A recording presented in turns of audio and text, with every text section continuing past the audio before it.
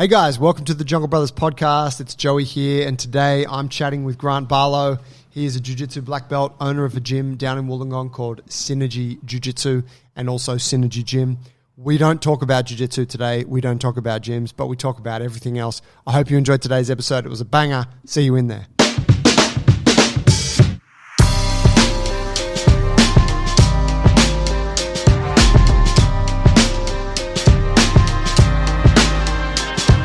We're recording. Hey, dude, yeah, ASL was, remember the early days of the internet, chat rooms? Yeah.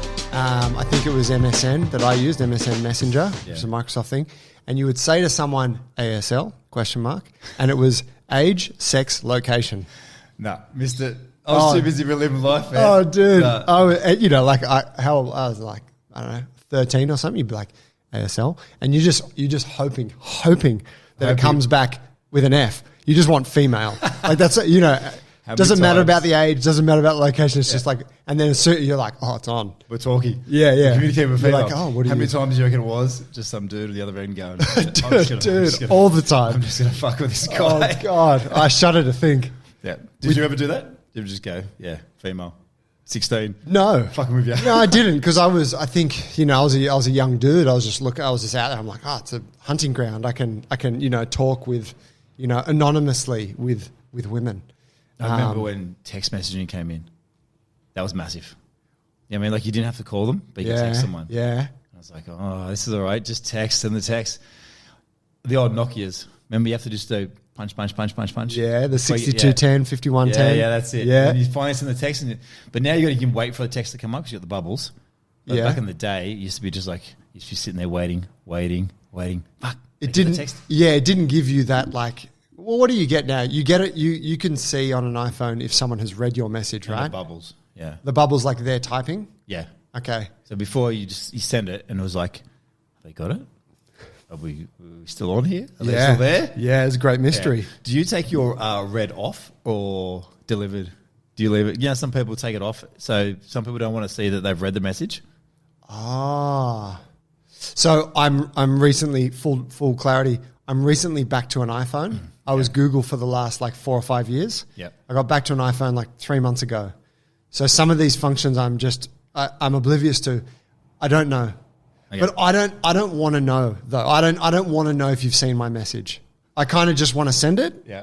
And then I'm like, yeah, I know that we all check our messages every day, so I'm like, it'll get read. It'll get read. That's a psychological game, isn't it? That bit of anxiety. Yeah. So it says delivered, and then you're like, because a lot of people take off whether they've read it or not. I've left mine on. So sometimes I'm like, read, and they're like, why haven't you answered? I'm like, I just haven't had a chance yet. I'll get back to you. Some people get that real anxiety about, why haven't you written back? Yeah. I'm like, just give me a chance, man. Yeah, and I feel like that's a bit. I mean, it's because you see it in things like Instagram and stuff where you can see they've seen the message, and I feel that I'm like, motherfucker saw my message and hasn't, you know, like it brings about that anxiety, doesn't it? It's just that whole society at the moment is like, I need it now. Yeah, oh, we got it. Yeah, we got it now. But back in the day with the old Nokia, you have to put it down, leave it, go away from it. You know what I mean? Oh shit, no reply. Bro, damn. I mean, I think back to my time playing with Nokia phones, and I don't even know if I had credit to send text messages. Like I was so, you know, I was as a kid, credit. Like, you know, you buy credit. You know, and it was like, shit was expensive. Like you didn't make phone calls because they cost too much money. I remember I got my first phone, and you're just ringing everyone. You're ringing everyone. I get called 2 weeks later from Optus. Excuse me, Mr. Barlow. Is this your phone? Is this your phone number? I'm like, yeah. Oh, you racked up a $500 bill in 2 weeks. I'm like, what do you mean? Because I'm just ringing everyone. Just ringing everyone anywhere. Queensland, doesn't matter. I'm ringing anyone. Anyone know, hey, I've got a mobile. This is my number. You're texting 100 times a day to anyone else who's got a mobile number because not everyone at that stage had a mobile. So I was just texting everyone. Because you want to flex it? Yeah, you're flexing 100%. Hey, this is my mobile number. Yeah. Text me back. Get me on my mobile. Get me on my mobile. Text me back. You know, the Nokia 5110s and you're like looking at it going, and you just play Snake. Yep. Snake. You 5110, you could you change the cover on those? Yep. Okay. Yep. Yeah, so you get like the yellow front. Yeah, yellow or front. Or the clear front or some shit. I always kept it black. Okay, classy. Classy. Nice. Yeah. Yeah, Snake on those was really fun. Really fun. Yeah. But arguably if it came back, you'd play it again now, right? 100%. But so stupid because you'd be just there for hours just going, beep, beep. Oh, damn, I say again. Simple times, man. Good times. So we're talking about, just before we started recording, we're talking about the gun thing in the States. Yep. A couple of Aussies who are really, it's not our world, right? No, it's not our world. But it's an interesting thing to observe. I listened to a podcast series recently, and this is what I want to pass on, which was super fascinating. Have you heard of a podcast called Behind the Bastards? No.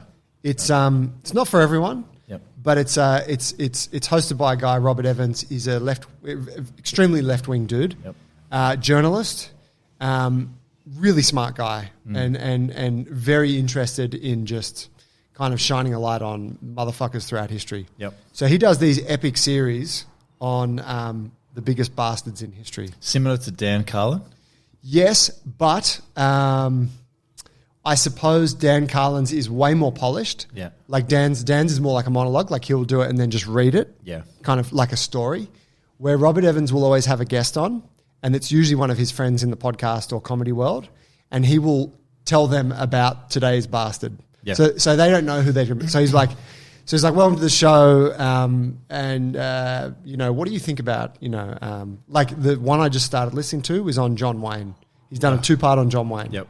And I don't know why John Wayne's a bastard yet. Yeah. Probably going to be because it's generally anyone from that vintage who was successful is like womanizing and racist and whatever. But anyway, he makes them very interesting. He did a really good like a 2 or 3 part on the NRA and on a guy called Harlan Carter, who was the man who was responsible for transitioning the NRA. So the NRA initially existed as just an honest association for gun owners.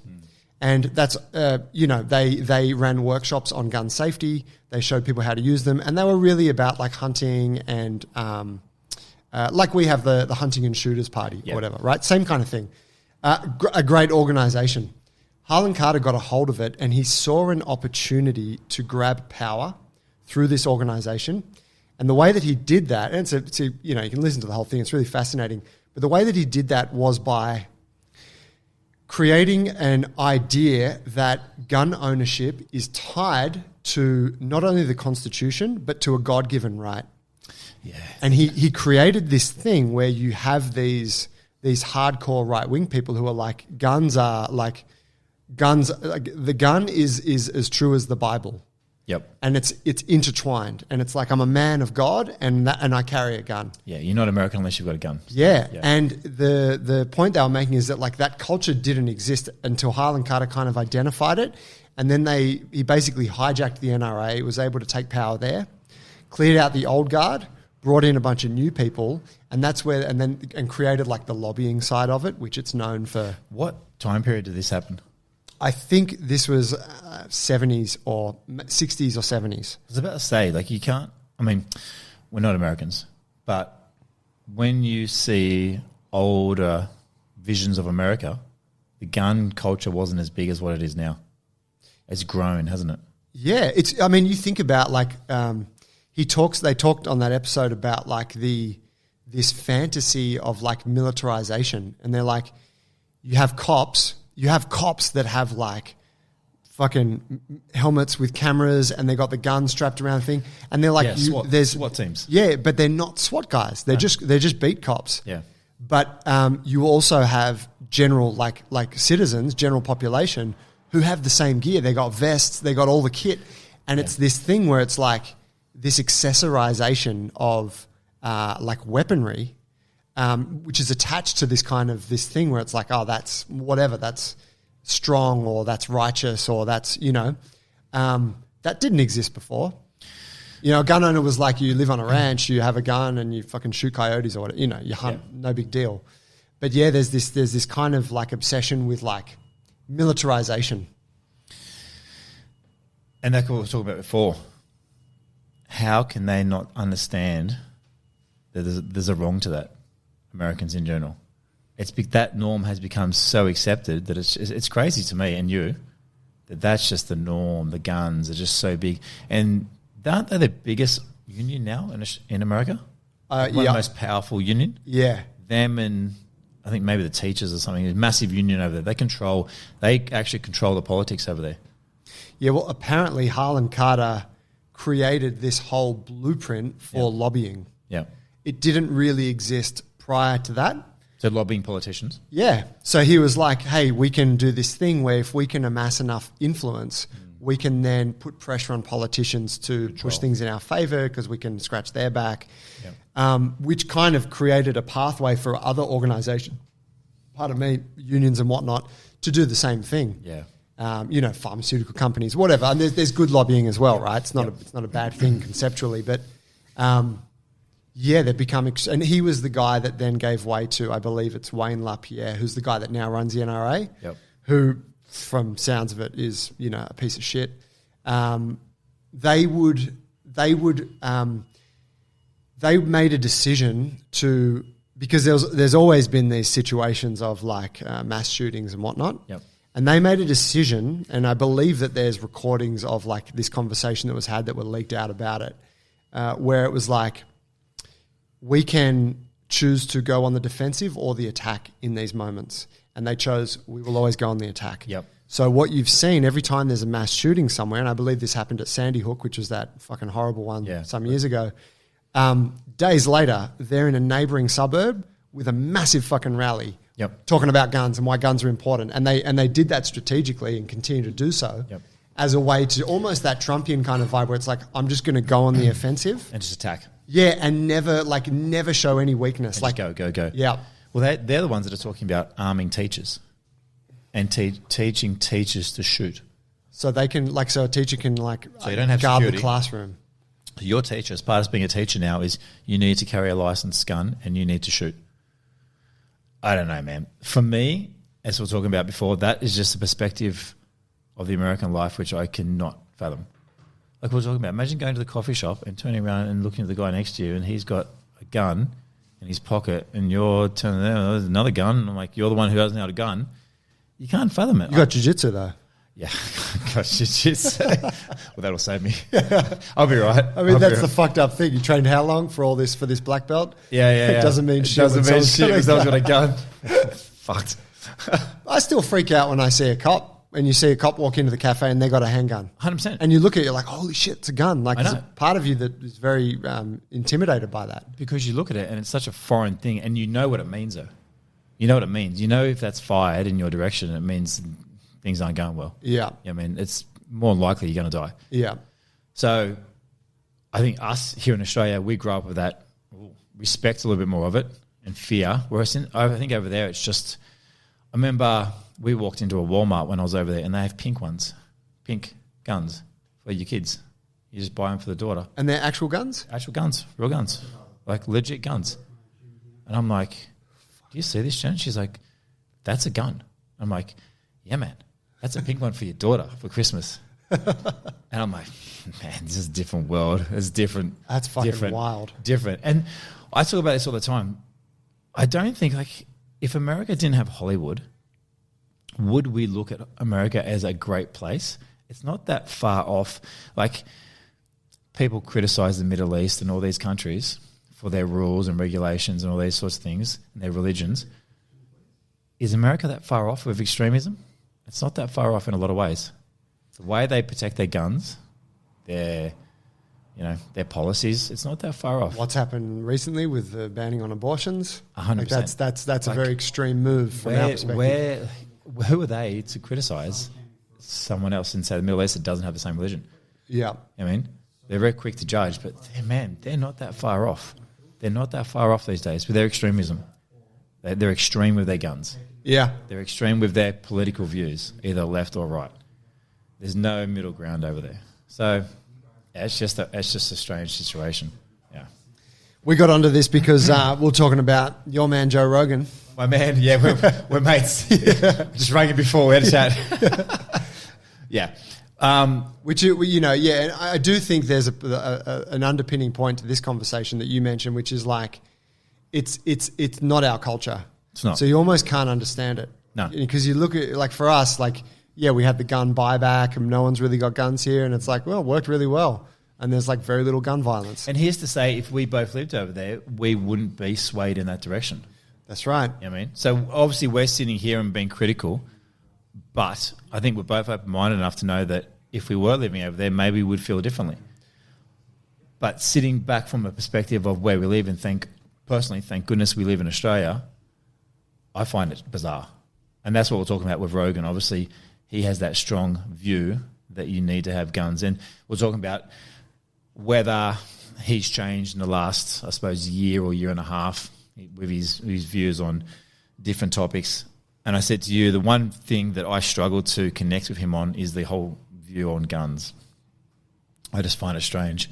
Other topics I can relate to him on, other topics I can't. I just sort of tune out. But his view on guns, I find hard to relate to at all. You know, It's just one of those things where I'm just like, no, man, we disagree. Yeah. I'm out on that one. Yeah. Yeah. And I mean, you know, there's a lot of people, like we were talking about with Rogan, how, you know, maybe I didn't agree with certain things that he said about COVID and how he managed that whole piece. But maybe I'm guilty there of probably judging him. But, the guy's, you know, he's sold out or he's gone fucking nuts or whatever. Yeah. But in reality, it's like no one says that you should absolutely agree with every single opinion of somebody else's in order to be able to respect or appreciate their work or gain knowledge from them. So from that perspective, I still love what the guy does, and I think he's got an amazing show, and I think he's done some amazing shit.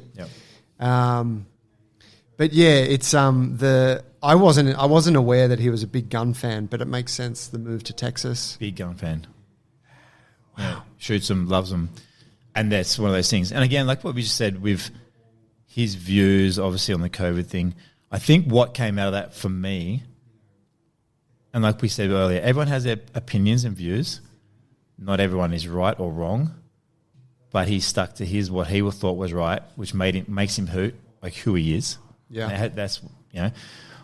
But we don't always have to agree with everyone on everything to appreciate them, like you just said. Yeah, you know what I mean, that's what came out of it for me. There's many things I disagree with him slightly on or differ on.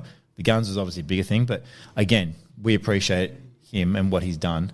I mean, for jiu-jitsu recently, with what he's doing with the ADCC, with the sponsorship, with Gordon Ryan, I think that's something which has to be appreciated. Those sorts of things where he's putting his money where his mouth is. So what's he done there? He's put forward cash for the event, or I think he's put $1 million in. Okay. Whether it be, I think it's through sponsorship, or whether he's going to promote it, or whether he's going to just be there and do something for it, he's putting his name to it. Yeah. Which, for jiu-jitsu, is massive. Yeah. Because there's opening doors to a massive market, which for us is great.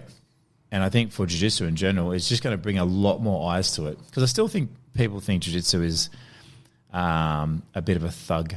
Not a thug, how do I word that? I suppose a thing which is done predominantly by super athletic guys or active guys. I mean, obviously, the highest level, yes, but I think it's going to open a market to everyone seeing jiu-jitsu and, hey, I could give that a go. Or maybe that could be for me. That could be my sport. Yeah. You know what I mean? The guys, well, the people that in general listen to Rogan, I don't think are all sports-based people. No. You know, he's got a lot of every Joe Blow people I speak to. Big weed enthusiasts. Yeah. Yeah. Big comedy enthusiasts. You'd have a real diverse group. Comedy enthusiasts. I think there's definitely a lot of weed enthusiasts. He's done a lot for weed. Let's put it that way. Yeah, and psychedelics, yeah. I've never been a weed dude. No? No. It just doesn't do it for me. When did you stop smoking weed? Because I'm guessing you went through that teenage stage or young, like a little bit. Rite of passage. Rite of passage. I think what does it more for me is more the edibles. Okay. The whole smoking thing I can't relate to. Yeah. You know what I mean? Doesn't feel good? No, I know like the cigarette. I think it's got that correlation between the cigarette and the whole weed, the smoking thing. Yeah. But the edibles is something that's more down my alley. I'm super interested to see how our government will eventually weed it into society like the Americans have. No pun intended. Yeah. Boom. Hey. Right, you're sharp today. That was nice. That was nice. Yeah, mate. So it will be interesting to see how they do, because I know it's in talks, because a friend of mine actually owns the distribution rights. He's a former soccer player. He's got the distribution rights for it. So he's just sitting on What, for like some big American company or something? Here, yeah. He's sitting on basically $1 billion business. Holy shit. So how it's going to be weaved in, I'm pretty sure they're talking about it, of how they're actually going to tax it. Because the big thing over there was they made it legal. They started taxing it, and the governments or however it works, or the regions just profited. Made fuckloads and of money. boomed.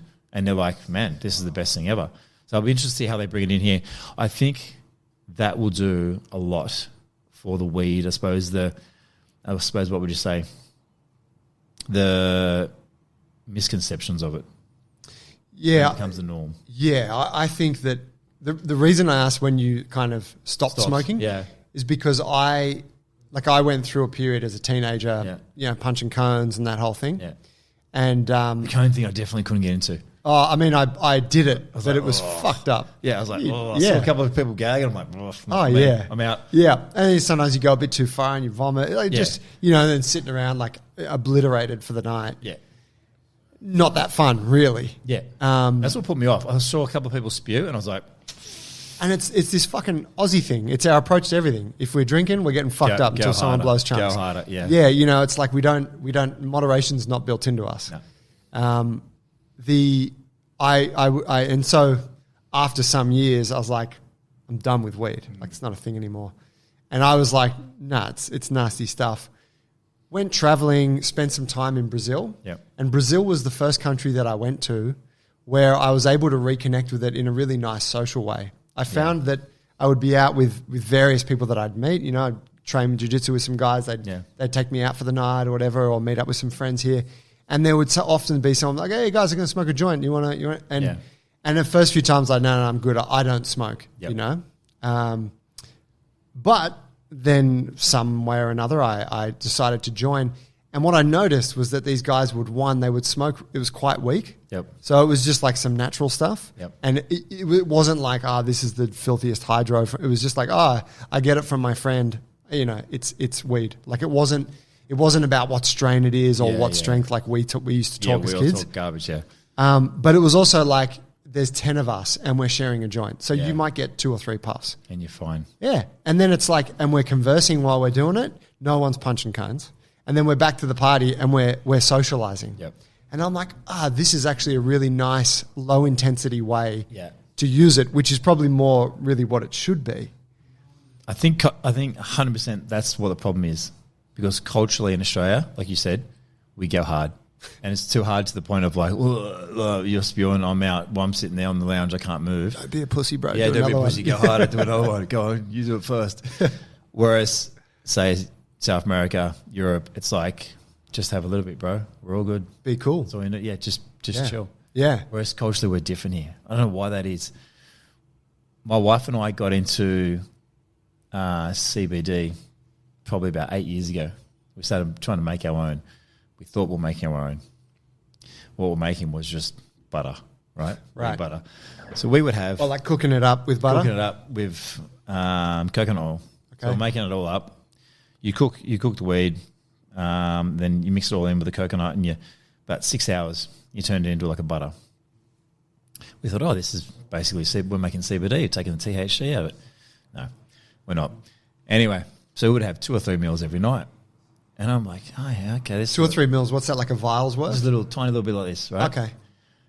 And we're going, we're having CBD. We're doing the right thing. We feel really good. I'll be sitting there every night, that far into my lounge, like sunk into my lounge, and watching the TV, and the TV would be coming at me. I'm like, Jen, I don't think this is like CBD. I don't think this is what CBD should make you feel like. I think there's some THC in here. Anyway, I'm not revealing how or why. How long did you do that for? About 3 years. Okay. Yeah. Fuck. Yeah. But she was like, no, we're all good. We're all good. Doesn't hit her as hard as me. It hits me really hard.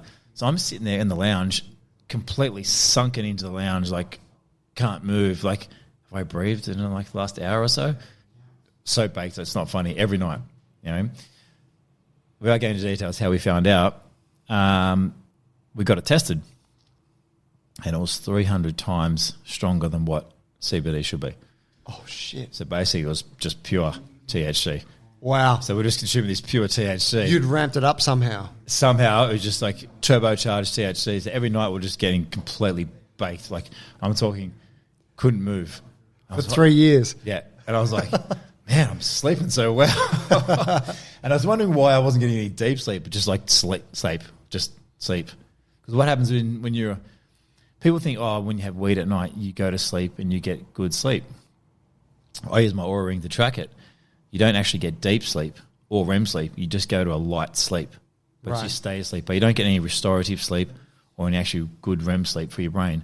Okay. So I was just getting this standard sleep for 3 hours, for 3 years, and I was wondering, like, I'm not fucking feeling any good when I wake up. I feel like dog shit. I ended up getting rid of it, and then I started to get good sleep again. I was like, for 3 years, I was just sitting in the lounge, just fucking baked. Is that why they say a lot of weed smoking friends of mine say when they go off it, they start dreaming again? Dreaming again. So you don't have dreams when you're in that sleep state? You're just laying there basically comatose. Okay. Same as when you drink. Yep. You know, people pass out, they go back, oh, passed out, drunk too much, go to sleep. You're sleeping, but you're not getting REM or deep sleep, which is what you need. Yeah. I mean, so that's how I found out when I got this Oura Ring. I started tracking my sleep. I'm like, I'm not getting any sleep. It's giving me like 4 hours sleep. I was wondering where I was like, man, I've been in bed for 7 hours. Why aren't I getting good sleep? Like, I was waking up feeling dog shit. I was like, it's got to be this fucking CBD that I'm using. But it wasn't CBD. It was fucking THC through the rocket fucking fuel. Full points for throwing yourself into for commitment. 3 years. Like, yeah, I'm doing good, man. I'm fucking on top of things. Yeah. Yeah, 3 years. Wake up feeling shit, a little bit more CBD, double the dosage. Double it up. 4 meals. 4 meals. Again, the Australian cultural thing. I'll just do more. Yeah. That'll help me. That's right. More. Yeah, and then you chat to some mates like, oh, I do 12 mils. Yeah. Like, shit, I got to ramp it up. Yeah. The worst thing was I gave it to other people. I'm like, yeah, man, it's CBD. They're like, give me more of that. I'm like, maybe not. And we end up stopping doing that. Anyway. So do you use marijuana in some way now? No, I haven't used any marijuana. I think the last time, when we were making the so-called CBD, that's probably the last time. Yeah, okay. You know, I didn't really ever really smoke. I had edibles a few times, like cookies and that. Again, Australian culture. First edible we made was cookies. I had one. I was like, fucking don't feel shit. What's this all about? This fucking cookie thing? Yep. Anyway, I'll have another one. Girl next to me is like, oh, they're pretty strong. Yeah, I've got this. Don't worry about that. 2.5 cookies in, I couldn't get off the seat. And then I had to walk home for some reason. And I only had, I think, about 100 meters to walk. It took me an hour and a half because I just couldn't get my feet to walk through the grass. I felt like the grass was super long and I felt like I was in the moon. It took me an hour and a half to get home. It must have been, I would have loved to have seen the footage of me trying to walk 100 meters. It was hilarious. So from then, I've just sort of stayed away from the weed. It's just been like, oh, maybe not for me. Maybe not for me. I didn't like the whole, again, it was too much. Yeah. So it put me in a state of no control. Yeah. So what you're saying, your experience, I would love that experience where you just chilled. Take the edge off life, 100%. But the experience I had was like, I'm stuck in my body and I can't even move. And like, you know, you just, am I breathing? Am I alive? It's an awful place to be. This is not good. Like you're stuck. It's almost like you're stuck in a box. Yeah. I'm like, nah, this isn't for me. And when you go too hard on the weed, there's always that like that anxiety thing. Like yes. where you start to get a bit anxious about like, oh, I'm fucked up. Everyone knows I'm fucked up. Especially as other people around you. Yeah. And you feel like, oh, fuck, they're looking at me. Yeah, paranoid. Yeah, and you feel like, I can hear what they're saying. Oh, yeah. Fuck, are they thinking that? Oh, my God. Am I thinking that? No, just be cool. Just keep your head up. Just turn slowly. And you're like, oh, fuck. Yeah, the worst. That's what put me off for me. I was like, oh, not good. Well, these days, and I don't hit it that often, but I use a vaporizer. Yeah. And I just put, weed in it. I don't put oil or anything. But I bought this nifty little vaporizer, and it has like the little basket that you put the mulched weed into. Yep. But I bought like this little, you can make the basket like half size. Yep. So it's quite a small amount you put in there. And then I will have, turn it on and then have like a few puffs of that, yep. say on an evening, on a weekend. And then I turn it off, and I might not turn it back on for a couple of weeks. Like on a Saturday, I'll be like, oh yeah, and then I might get another few puffs again, and then I'll have to change the basket. Yeah. But it's actually been a really nice way to sort of come back to it. Yeah, I dig it. Yeah. What's fascinating for me is more, I suppose, mushrooms and ayahuasca. Ah. You know what I mean? I started looking into the whole ayahuasca trip, going Peru probably about 6-7 years ago before it sort of got that little bit of popularity. Yep.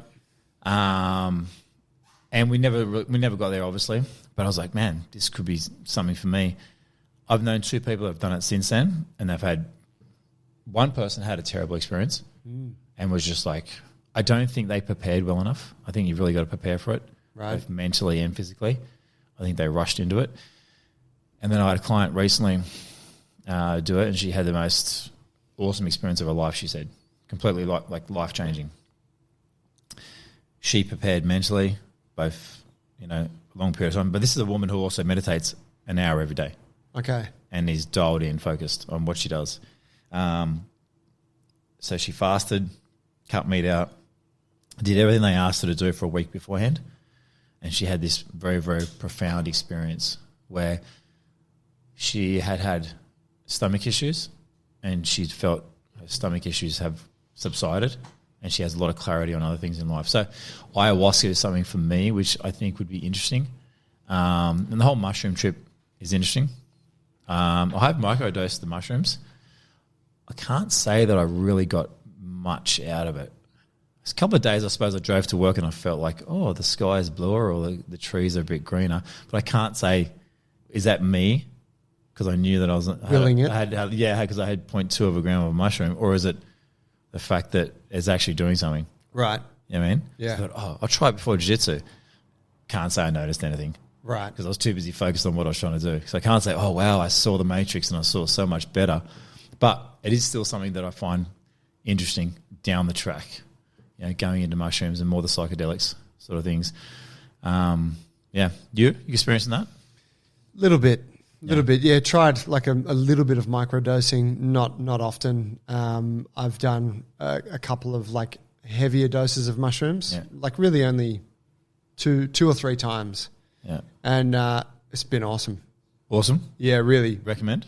Yeah, I do. Yeah. Yeah. It's been very, and it was done, 2 of those times were done in a more kind of, in a more respectful, low-key setting. Yeah. Sitting at a house, a group of people that I trust and connect well with. Yeah. Hey, we're going to do this thing. We weren't really drinking alcohol. It was just like had a nice meal and then did some mushrooms and then just sat there and kept the energy in the room. Yeah. And that one other time was like out at a party, and that was fine because I didn't have a huge amount and I had maybe some other drugs in my system. But so kind of taping it all off. Yeah, that's right. Guy was like, bro, this will compliment real nice. Yeah. I was like, all right, let's give it a go. Just nice. Yeah, perfect. But yeah, so I like it. I've listened to Rogan talk about it. I've listened to a lot of folks talk about the microdosing thing. Yep. And I'm interested to try it. Yep. But it's also, for me, it kind of seems like I've always been really bad with supplementing. Yes. I just find it boring to go and I got to have like that scoop of that or those pills. And 100%. There's a discipline to it. Yeah. And what it looks like from the outside, the microdosing thing, if you're going to go on this journey where it's like, okay, every day you're going to, I'm just like, I can't be fucked. Yeah. I think the reason you can't be fucked is you don't have a need to. It's a good point. It's not like, I'm searching for something. So like a Tim Ferriss, who's been a massive advocate for microdosing and has set up all these studies and put heaps of money into it. He's had a need for it because he's suffered with stuff. Gone through some shit, hasn't he? He's gone through some shit. He's had depression, which is, I suppose, dominated his life to the point where he's found a need to find answers. Whereas someone like yourself maybe hasn't had the need to microdose. I microdosed because I just wanted to help my day feel a bit chirpier. Yeah. I'm the same as you. I'm not really one of those people who have the need to find a reason to keep myself on the level trajectory. I can find that through jiu-jitsu or I can find that through training. Yeah. You know what I mean? So I suppose because we don't have that need to, it hasn't become a want as much. Yes. So it's just become we'll give it a go because hey, that's what we do. Yeah. You know what I mean? Yeah. Yeah. Fuck around with it a bit. Yeah, we'll fuck around. And, I don't really feel much. Next, whatever. Did you ever hear, do you ever listen to Michael Pollan talk about his use of drugs? Yeah. And did you, maybe he was on Rogan, maybe that was where I picked it up, but They do the circuit, don't they? They do. Yeah, Ferris. I've caught onto it now. They're like, hang on. I've heard this story before. If you listen to the Jamie Foxx, you ever listen to Jamie Foxx on Tim Ferriss and then on Joe Rogan? Yes. It's an identical podcast. Grossed me out. I was like, fuck, man, I loved you before this. You didn't like him? Yeah, but I had the same story. So you're like, highly rehearsed. Yeah, I'm like, this is just, you're an actor. It was a little bit disappointing. It's the exact same thing. It was the exact same story. Yeah. And it killed me for him because I was like, oh, man, you're so talented. Why couldn't you just be more you? Yeah. Why couldn't you just be you? Just tell other stories. Just be you.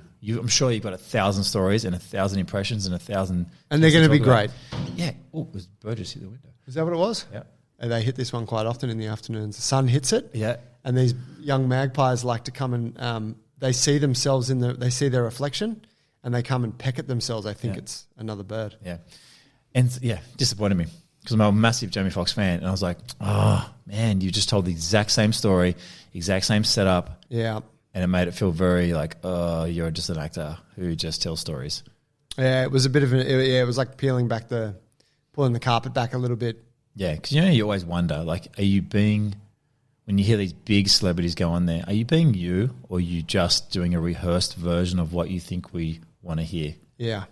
Who was it that was on there? Matthew McConaughey.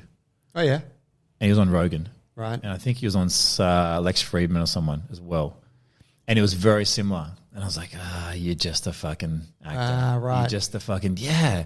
And I lived here and I did this and it was a great story. I was like, dude. Didn't really open up? You're not. Yeah, he did, but he told the same story, the same version. Yeah. You know what I mean? And it was just like, you're not being you, man.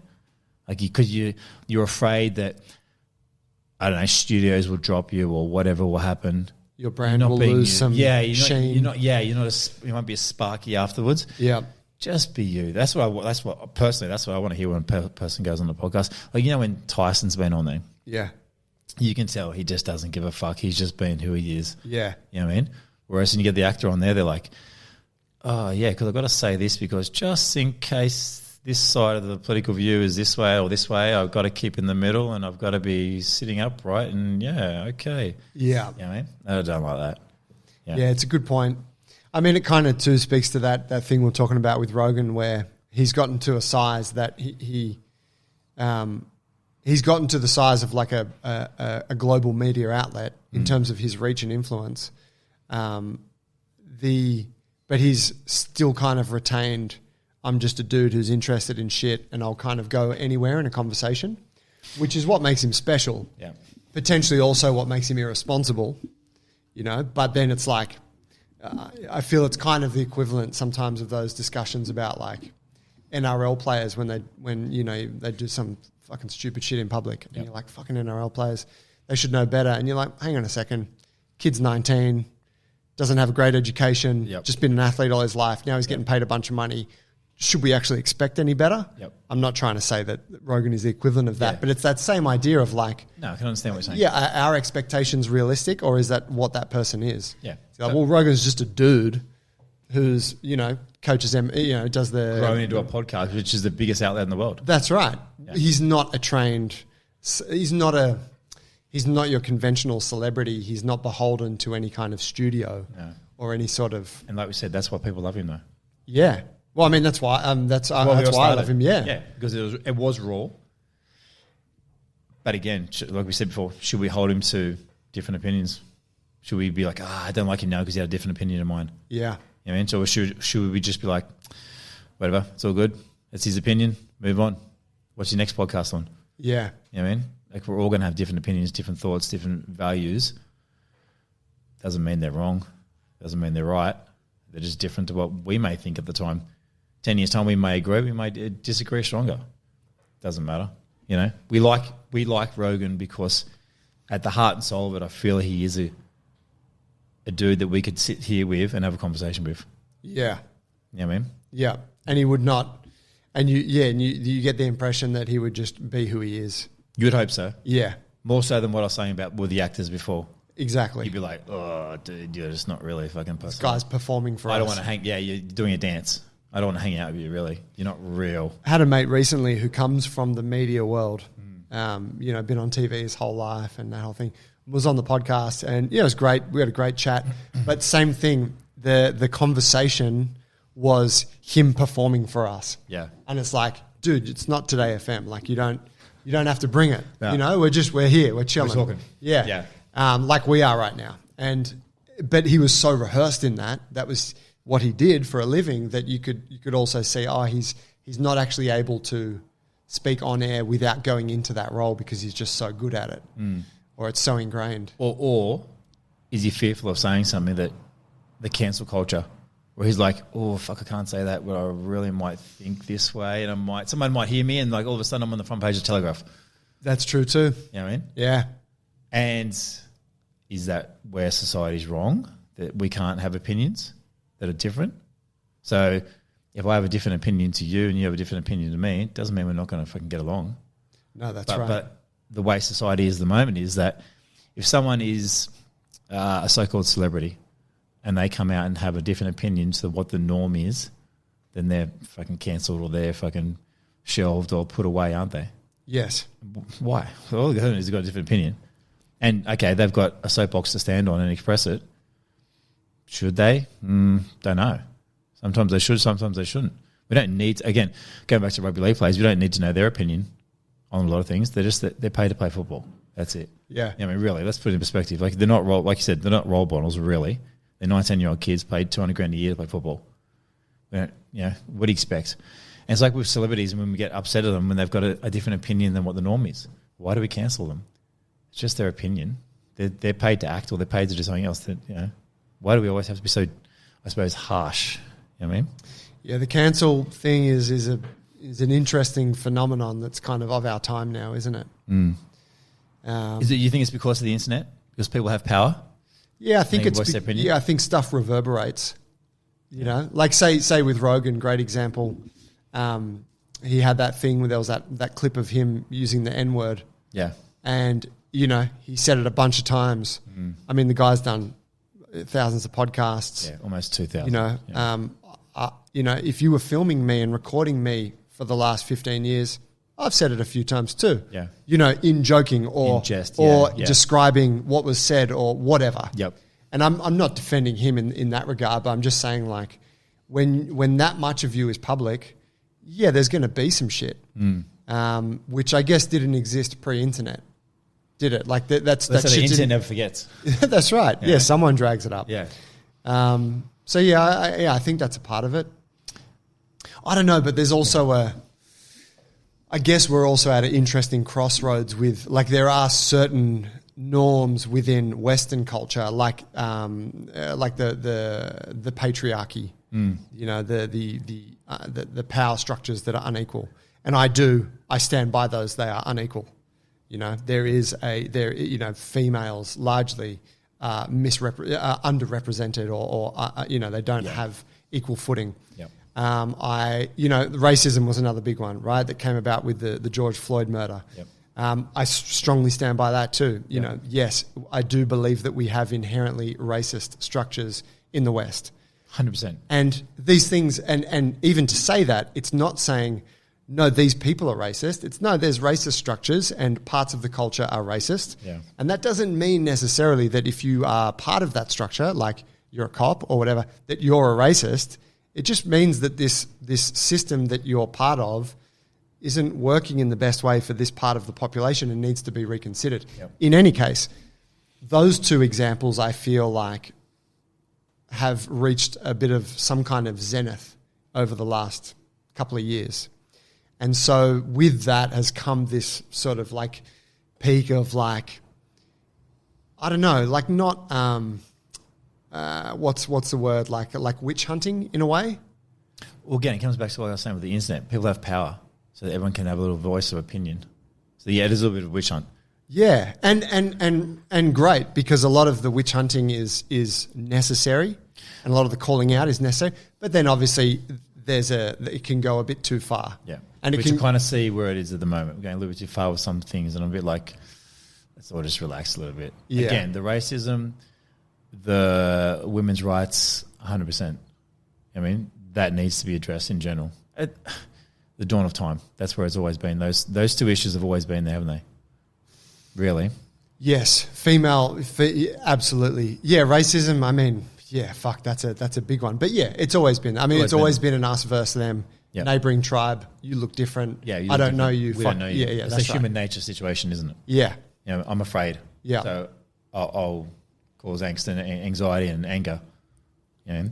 So, but I think again, for me, it comes back to everyone has a voice now on the internet and can give an opinion. But where it leads to, where it swings back to a balance, I don't know. You know? Yeah, well, I mean, fuck, we know that, like, yeah, we don't have to go there, but the social media algorithms, all that stuff, you can see the way that they propagate viral material that is contrasting and is often false. Well, they also, there's been, again, Rogan, it's been proven they feed your narrative to you. Yes. So you have this thought, just keep sending it to him, more of those thoughts to him. He clicks on that shit. Fire up, fire him up to the point where, like, everyone in the world thinks like this. Fucking hell, fuck the people that don't. Yeah. You know what I mean? And you realise that maybe a lot of people don't and that there's more balance into it. But on my YouTube channel, right, if you flicked on my YouTube, what I watched at home, jiu-jitsu and fails of the week. Like gym fails? Gym fails, or just fails in general. Yeah. You know, just people, I don't know why, Jen's obsessed with it, fails, and jiu-jitsu. So you'd be thinking, okay, all I look at is jiu-jitsu, but that's obviously not my only interest. But if you were politically that way and you were looking at back to guns, pro guns, that's all you would ever see. Yeah. You know what I mean? So the algorithm is... It's the echo chamber. Yeah. Yeah. It made us that way. Yeah. And that is, like, that's a very unique, like that is, you know, I mean, maybe it happened with your social group. It can become a bit of an echo chamber, but not to the degree. Like, they've shown, the way that people, a normal person can become radicalized purely by using Facebook. Yep. It is express, and it is to a degree that we've never seen before. That's that data, isn't it? It's the data, man. Controlling that data, the most valuable commodity of all. I just recently watched that The Social Network again. Oh, yeah. The Zuckerberg movie. Yeah, great film. Good movie, man. Yeah. Good, solid movie. Yeah. Like, enjoyable. And it all comes about because a boy is scorned by a girl. That's right. All these things. How do I burn her? Microsoft, same thing. Couldn't get any girls. You know, get in the freaking garage, create a Microsoft. Oh, is that right? Yeah, same thing. All about chasing girls. Gates got a feature on Behind the Bastards. Zuckerberg's had a bunch of features on there. Has he, Zuckerberg? Yeah. Is he that evil? Does it come out that he's that evil? You know, the discussion in that is not, it's not so much about, like, this guy's evil, but it's more just a look at who he is as a person. And you know, the bastards is a loose term. It's not always like this person is a piece of shit, but it's like, hey, I'm going to tell you some stories about this person. I've done a bit of research. Make of it what you will. I mean, he does seem like a strange cat. Dude, if you get to that level... Have you noticed his haircut? Yeah, hasn't changed. But do you know what that haircut is based on? It's the Augustus haircut. Augustus... Push for one. Yeah, pushed forward and then cropped at the front. It was a Roman thing. Yeah. And it was Emperor Augustus. Caesar. Yeah. And it's actually very funny when he's apparently a huge fan of Augustus. My Roman history is terrible, but I believe that Augustus might have been pivotal in the fall of Rome. Yeah, he was. Yeah. Right. He was one of the ones that pulled it apart. Okay. Because he broke it all up. But it's very interesting. Look at that. Apparently, an ex-girlfriend of Zuckerberg's talks about it. When they traveled through Europe, he was always enthralled at every kind of statue of Augustus and getting photographs and wanting to be there. And he's kind of modeled his hair off him, which is just fascinating. You look at it, you're like, I thought his hair looked a little bit funny, but now I know that it's that. It's real fucking funny. Oh, man. Like, I look at those guys, Gates, Zuckerberg, Musk. They've all got that level of extremism, haven't they? I think you have to be that obsessed. Yeah. To be like, they're just obsessed. But like we were talking about earlier today, it's fascinating to me that they don't go, okay, this is enough. I'm out. I'll sell. Someone else take over. I'm just going to go live a happy life. He's held on to Facebook. Elon Musk, he's held on to Tesla. Bill Gates is still doing Microsoft. Like, they could have sold out, made their cash, bought an island, chilled out. It's true. I suppose that's why I'm not there. it's interesting to me and fascinating is the drive that they must have to be getting up every day and still be so driven to do what they're doing on a level. To be ultra successful at that. Like, what's driving you? Yeah. Like, what's driving us is obviously supporting families and being a good human. But what's driving you to the point where you have hundreds of billions of dollars, you really could go off and do a lot with that good, in society, but you're still driven to drive a company forward more and more and more. To me, it's hard to fathom what is the driver there with those guys. And then you see Zuckerberg speak and you think, oh, wow, like what's going on? And even Elon, when he's been on Rogan, you see that side and you think, what is that? I mean, Elon he's got to be on the spectrum somehow, right? And they all are. Yeah, potentially. Yeah. Zuckerberg to me just seems like a fucking creep. I'd be like, Elon to me seems like just just off kilter. Like, I don't necessarily agree with stuff he does, but I'm like, the way he chases down different projects. We just got a Starlink, his internet satellite, and it's a fucking unbelievable product. I'm like, this thing kicks ass. We don't have to use Telstra, NBN, any of that bullshit. Oh, dude. But I'm like, he built this. He's got Tesla. They got that tunneling company. He makes the flamethrowers. I'm like, fuck, he's doing a lot of things. Satellites and shit. Yeah, SpaceX, whatever. Zuckerberg, I'm like, I don't know, there's something. You think you're sus on him? I am. Because remember Elon called him out without naming him on Rogan the first time? No. He did. He said, that there's some bad dudes. Well, there's dudes that I don't agree with that are in control of different major companies right now.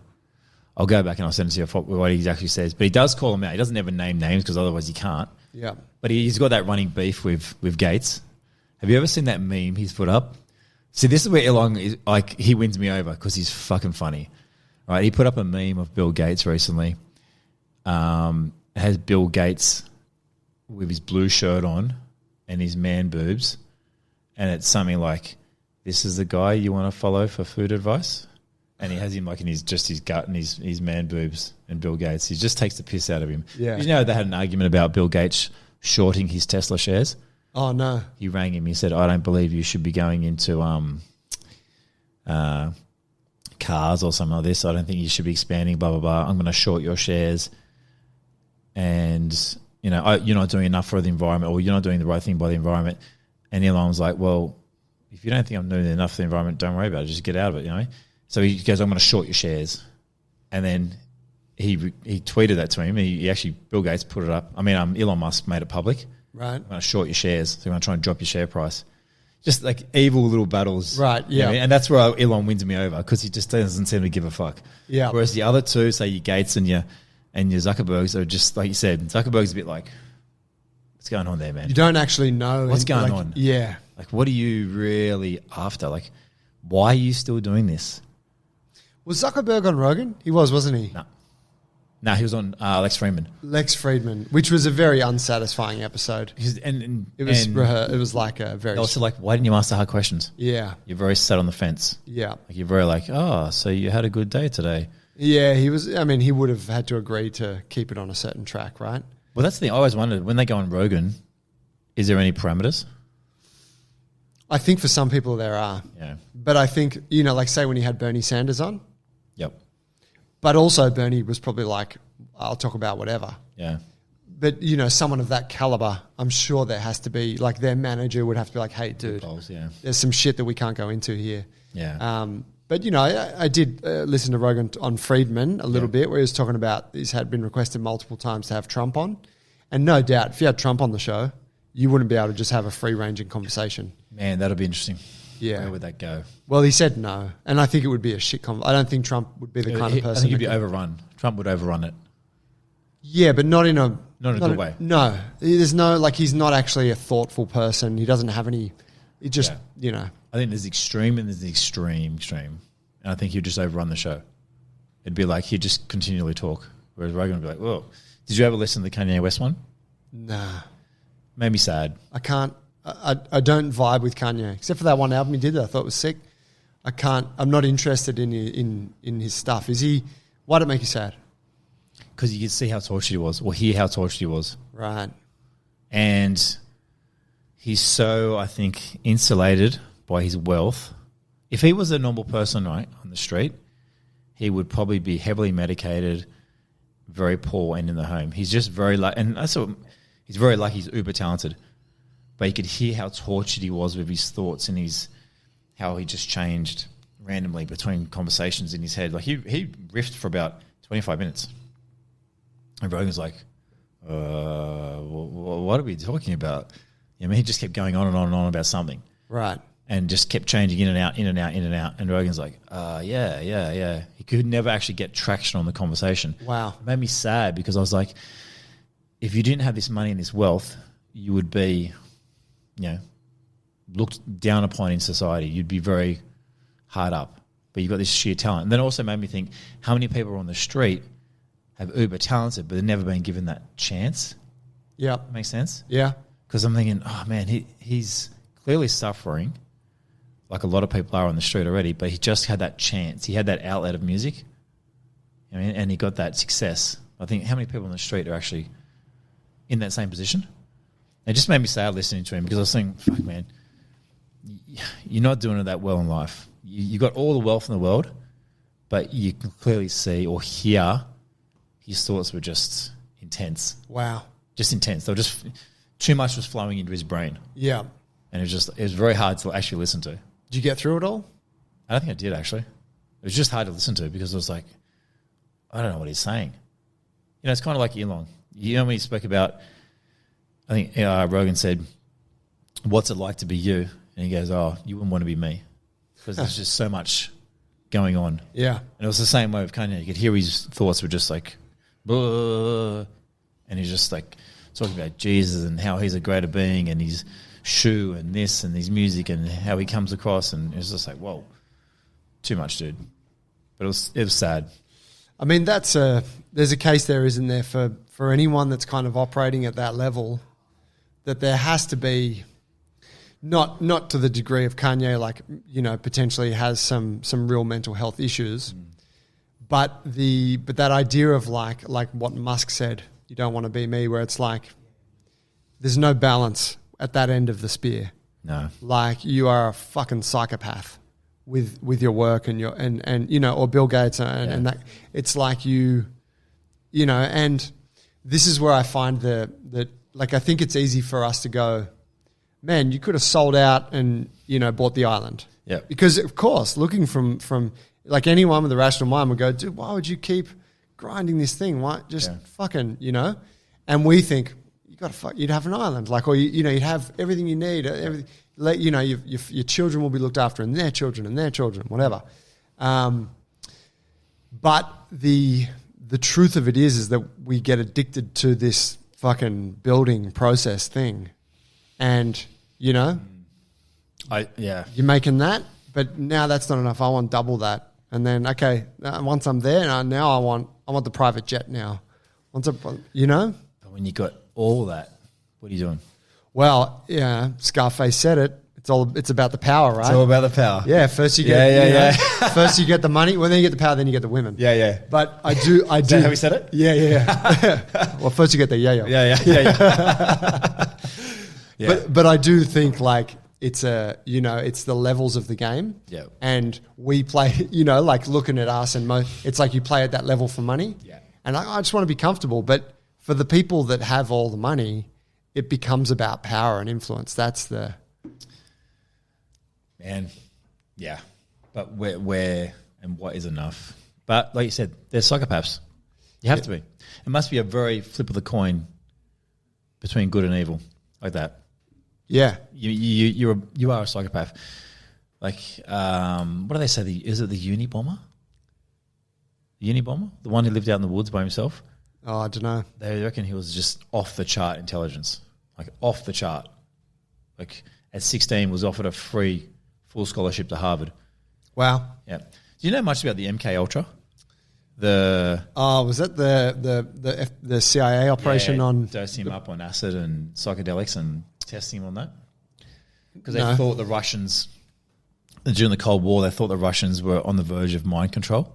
Okay. So they're trying to work out, can you control a mind with acid and can you get the truth out of people? They found out that obviously acid was a truth serum, but they're trying to work out, can you control minds and can the mind control objects and all these sorts of things. And they're dosing these people up with acid. And Marilyn Manson. Were they dosing up Johns? Yeah. Right, that was the one they were doing through. They'd set up brothels. Through the brothel. Yeah, okay, and they were dosing up the clients. Yeah. Okay. Dosing them up, and they were seeing what they could get out of people and what truth they could get out of people. Cool, yeah. I know. Imagine about that. What are you doing today, love? Well, we're going to the workshop and we're watching a couple of dudes and we're dosing up with acid. And we're going to be in the cupboard. We're just, good old days. And we're just going to see what's going to go on. I can imagine that.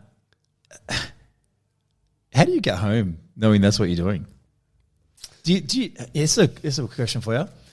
Do you think you're the goodie or the baddie? When does the goodie actually realize he might be the baddie? What, because you're responsible for like drugging these dudes. Unsuspecting, Yeah, and you're running all these random tests on these people which have no idea, which really could cause a lot of harm, but you think you're doing good for the greater good, let's say of America, but when does the goodie actually become the baddie? That's the eternal question in a sense, isn't it? Because, I mean, you would ask the same of a soldier, say. You're out there killing. Yeah. Are you on the good side or the bad side? Yeah. They're both in the good side, don't they? Well, I mean, that's the whole thing when you look at it from the collective. It's like, well, you want to make the omelet, you got to break some eggs. Like, we got to kill some people, but we're going to stop the Nazis. Yeah. But we're going to, you know what I mean? Or like for the greater good. But who says that? I mean, obviously, Nazis, great, worthy of fighting against. But America's a great example, like where they've picked countries that they want to impose their influence on. At the the blood is on their hands of thousands of millions of innocent people. Supposedly to get to a place, and so it's like, well, fuck, I don't know. Exactly. This is where I think, questionably, we've got to look at that and go, are we supporting the good side? If the Americans have gone and invaded all these countries, at what cost to how many other lives that have lost, are they the good side? Or are we like, oh, we're the bad guys? Yeah. You know what I mean? So if you're born in Afghanistan, right, and you are raised in a Taliban family, and that's the way it is, and you don't know any different, do you believe you're the bad guy or the good guy? Do you believe that, hey, we're the baddies in the movie? Yeah, absolutely, you're not the bad guy. Yeah, you believe you're the good guy. And when your uncles have been murdered by American soldiers or bombing, drone strikes. And good chance you've seen your mother raped or something like that. Yep. Are you the good guy or the bad guy? Absolutely. It's a really good question, and it's maybe something that the Russia situation has, because there is that strong, like, Putin is a motherfucker, what he's doing is horrible. However, you look at some of the motives there, and some of the motives are this lifelong desire to crush the West. Yep. Because, like, why should they be the only ones that have power? Yeah. And America was the centerpiece of that. So his whole career has been like, how do I topple It's America? that slow drip. Yeah, but it's like,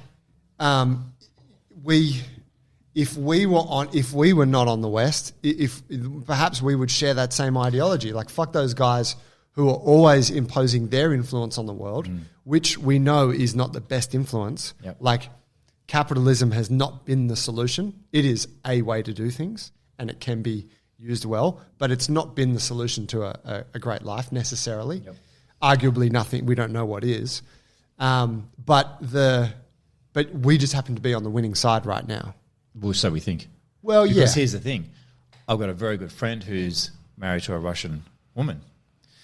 And from her perspective, we're losing. The Russians are winning. And Putin's the best. Because in Russia, pre-Putin, life was very bad. There was no money. There was nothing. They were completely dominated by the West, American companies. Putin's came in. He's a strong alpha male leader. He's rebuilt Russia. Russian standard of living, so for you and I, normal citizen, is reasonable now. Is okay. We can all make money. We can all live. We don't have to rely on the West. Pre-Putin, it was terrible life. It was poverty country. So to her and her family and that gap of generation, Putin's God. Can't argue with that. Putin's a winner. Yeah. In that sense. So to her, And what's portrayed in Russia is they're on the right side. They believe that taking back Ukraine is, like guns in America, a God-given right. That Ukraine is part of Russia. That it was taken away from them by the West. And the Ukraine is the most corrupt, volatile country in the world that needs to come back under the Russian umbrella. You know, who's to say?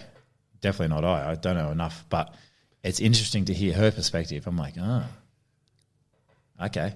Yeah. Didn't think of it like that. No. Because all we hear is that, you know, fuck Putin, he's the next Hitler. He's the worst thing that's ever come round. But then how interesting is it that it's not in the media anymore? We're not, like, no one's putting up their Save Ukraine flags in the windows anymore. It's true. Take that shit down. Next, you know what I mean? It's still going on. Yeah. And what's he relied on? And unfortunately, this is what she said. She said, you guys will all forget about this, and in a year's time, he'll have Ukraine. Wow. I'm like, oh, yeah. And she goes, because we, Russia, will just take inches and inches. And she goes, in a year's time, we'll have Ukraine. I was like, oh, okay. And, well, so far it looks right because they're taking inches, they're taking town by town, and there's no Save Ukraine flags up in the windows anymore. Everyone's on to the next thing. Yep. And it's like, oh, fuck, man. Yeah, I think you're right. Yeah, that's fascinating, isn't it? Whether he's dying or not, he'll have Ukraine. So, yeah. I mean, it's true. It is strange how it's not there in front of you because the media's not talking about it as much. No. It's forgotten now. Yeah, I do see. I commend ABC. They still keep up the storytelling on a lot of that, and it's the only the news outlet on normal TV that I would look at. But yeah, it's that's kind of speaks to that idea of an echo chamber, doesn't it? Where it's like, oh, you know, we don't know what it's like to be there in that culture and the perspectives that they have on things. Yep. You know, talking about America, how many fucking enemies they've created, how many regimes they've toppled, how many governments they've influenced, how many fucking wars they've started, right? Like Vietnam. Dude. Iraq. Yeah, like fuck. Yeah. You for know, nothing. For absolutely nothing. Well, yeah, for nothing. So there was that thing years ago where it was that documentary maker. Oscar, is it him? No, it was a chubby dude with the glasses. Made all those controversial documentaries. He went up to a US senator. Yeah. And he said, dude, where's my country? Michael. Yeah, that dude. You know the guy. Yeah, you know the guy. He said to a senator, would you send your child to Afghanistan? Or Michael Moore? Michael Moore. Yes, that's it. Would you send your child off to Iran or Iraq to fight? And they're like, oh no, I can't answer your question now. You know what I mean? Like, right. They won't go. They weren't willing to. They were willing to send the poor. Yeah. You know what I mean? So, yeah, it's again, echo chamber. Yeah. What story you want to listen to? You know, what do you want to be told?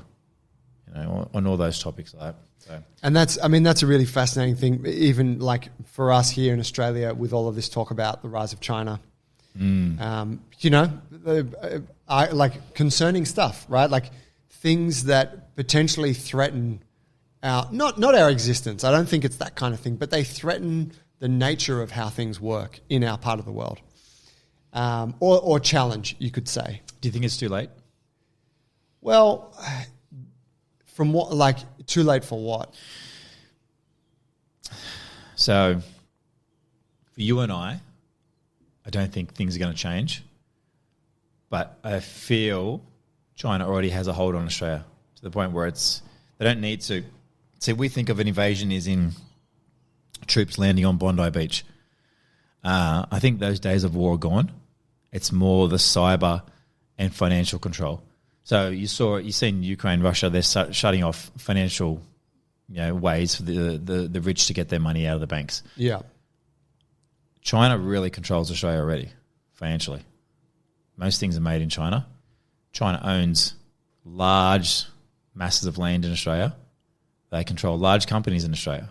So really, they control Australia already. They control the world. America is the biggest consumer of goods. China's the biggest manufacturer of goods. So they control the money flow. Yeah. They control it already. Yeah, they won't land on our shores with troops. They don't need to. They already control it. So that's why I say, do you think it's too late already? Yeah, I mean, I guess what we need to understand to kind of answer that accurately, I would think, is, well, what's the end goal? And no one knows. You assume it's power. Yeah. Right? It's power, and it's, and it's like China taking Taiwan and taking more territories. And maybe Australia's in that territory. Maybe it's not. Maybe it's an Asia-centric thing. I don't fucking know. Yeah.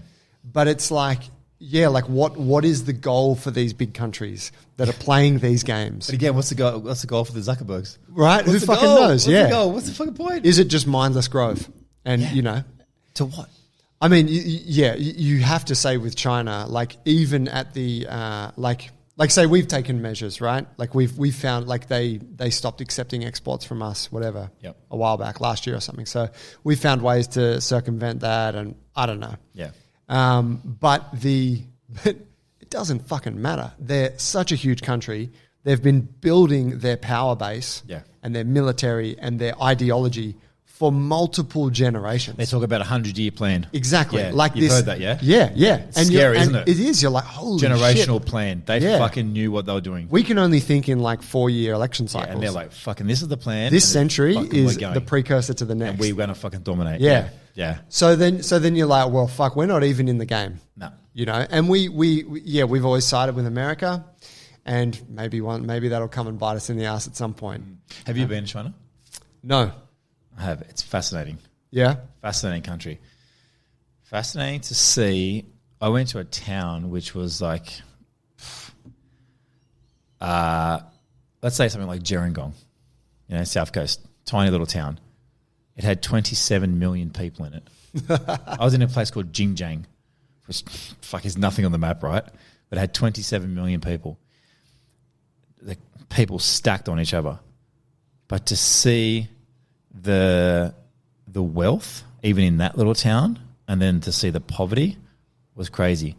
But also to... Like big contrast? Yeah, massive contrast. To see a Rolls Royce drive past with someone on their bike behind them.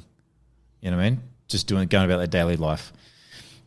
But then to speak to the locals and to see how uniform they are with China. Again, echo chamber. Chinese government, Chinese rule, Chinese right. You know what I mean? So they have a WeChat over there, which is like their social media, everything all in one, but it's monitored by the government. Everything's CCP. monitored. Yeah. TikTok's Chinese. No, I didn't know TikTok's that. Chinese. Okay. That's why they... That's why we were talking about banning it. Yes. Okay. Because it's actually them, and they reckon it's them getting into the phones and controlling the system. Right. It's massive now. Yeah. But their WeChat over there is all monitored, and they have their social credit system. So if you're a good member of society, citizen, you pay your bills on time, you get credit, you get a free bus ride, you get this, you get that, and obviously there's fear of that's where we're going as well.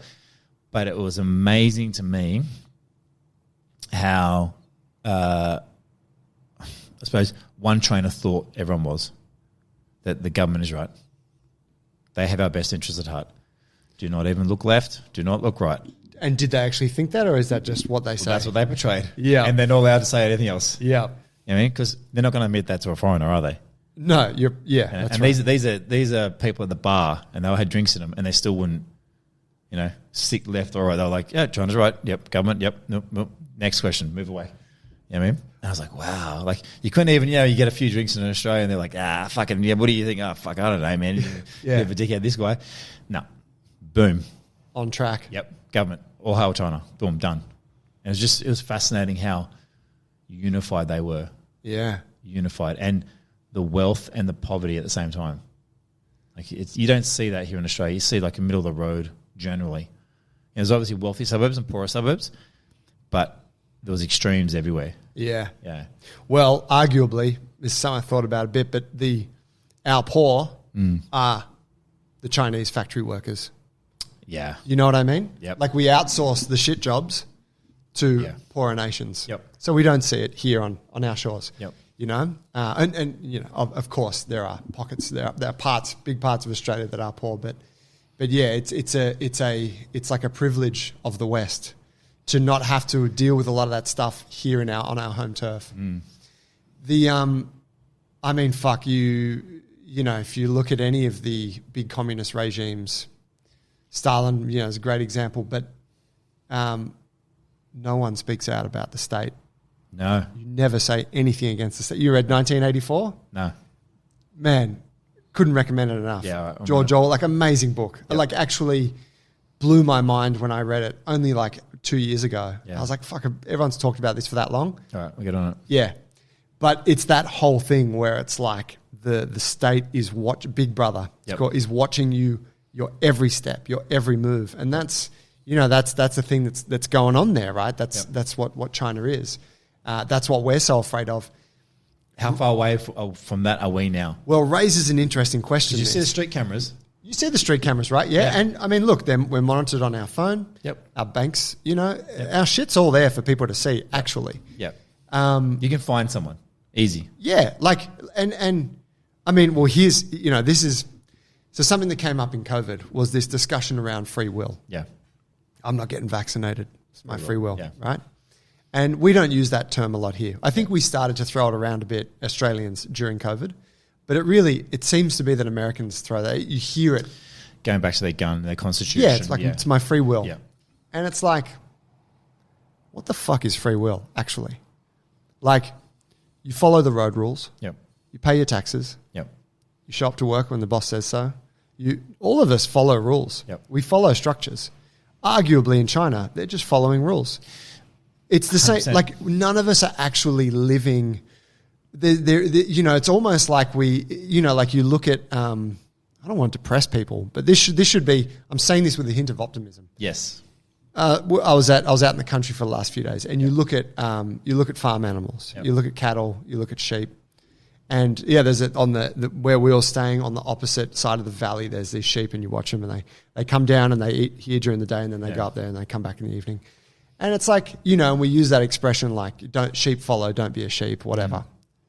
And you know, there's this argument that like we've conditioned farm animals. Not an argument. The science is we've conditioned cattle and farm animals to be like docile creatures. Yep. And they follow each other around in the group, and then at some point we slaughter them and then we eat them, right?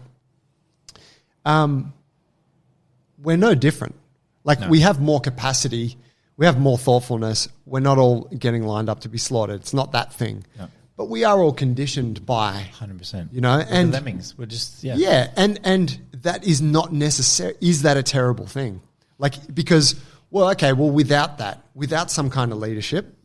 Without some kind of people say, hey, it's anarchy. Yeah. Fucking bedlam. Yeah, like, I don't know if I want Lord of the Flies situation. Exactly. Yeah, I mean? Yeah. Who's killing who first? That's right. It's fucking, you know, like they always say that, say a meteorite hits the country. How long would it be before fucking anarchy set in? Before people are looting? I'd say an hour. Right. Yeah, before fucking, it's just fucking chaos. Yep. You know what I mean? We need that. I do believe that humans, we do need that structure. You go to work, you pay your bills, you do the whole thing. We need that. Hence why this is my thoughts alone. Back in the day, religion was created because you needed guidelines. You needed guidelines, otherwise it was just chaos. Yeah. So probably the elders or whoever created a law or religion. This is our structure of how society should be run.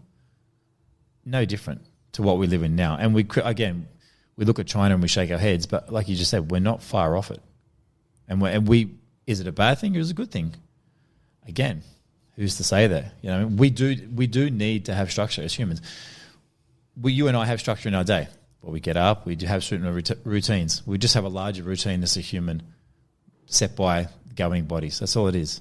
You know, you pay your bills, you do your groceries. You know, we do those things. Those things are set, parameters are set by governments and unions and whatever else. Same thing in China, communist state. What's the difference you think between a communist state and us at the moment? Is there much difference? Again, it depends on those echo chambers that you're in. Well, I do think I do think there are some profound differences there. Do you really think they're that big though?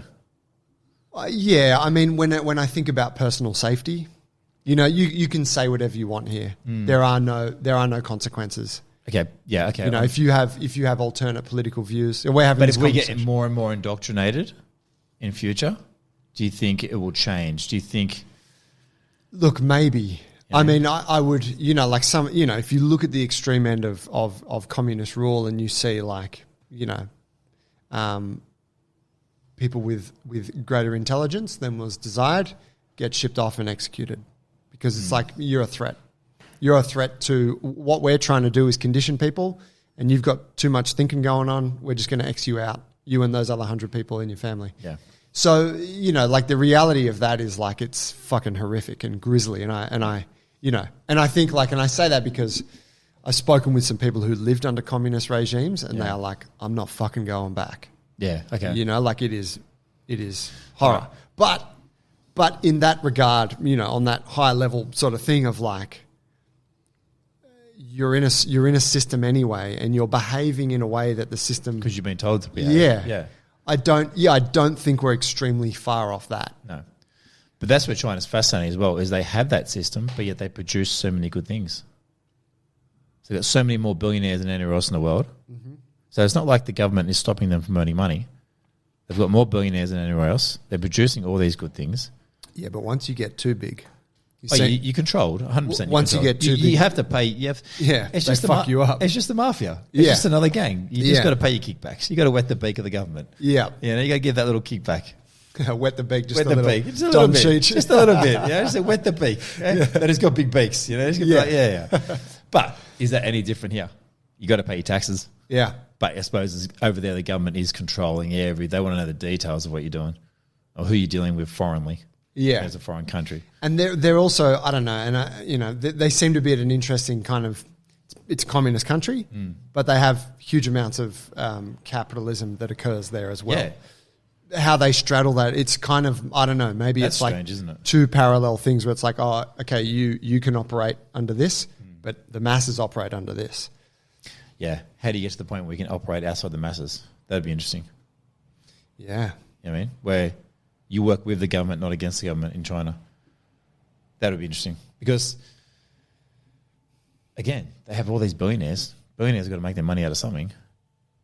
Because you hear all these Chinese coming here to Australia. Do you ever watch those real estate shows in Australia? Nah. There was a real estate show where these people are coming into Australia and they're bidding on these $20 million properties and paying cash. Wow. Cash from China. Cash. Who has that money? So people are still making money over in a communist country. Yeah. A lot. Yeah. Like $20 million. You don't make that working in a flea market. No. Where are you making the money? You know what I mean? Yeah. Paying cash for a property worth $20 million. I'm just like, oh. Well, arguably, it's to gain this power, they need to incentivize innovation, don't they? Technology. Like you look at, listen to an interesting kind of comparison of North and South Korea. Yeah. And one of the things there was that, which was a really interesting point, was like horrific shit goes on in North Korea, right? Yeah. But it's just become so backward that no country wants to go in there and liberate it because it will be an absolute fucking mess to take it on.